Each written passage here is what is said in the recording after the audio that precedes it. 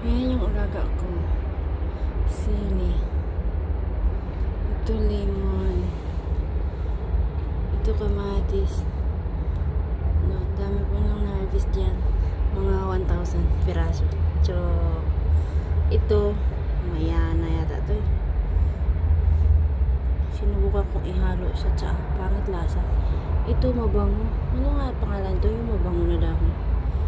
Ito, hindi ko alam. Ano yan? Yung kamatis, oh, maraming bunga. Maliit siya. Wala nang hinog.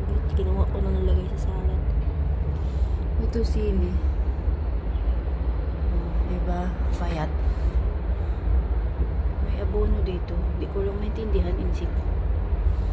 May search ko sa Google i-translate. Ito lemon. May isa pang bunga doon. Bago. Pwede na ito ibenta. Mabenta na ito ng $100.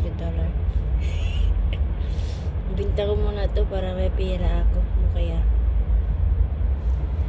ito din. Sinong bibili?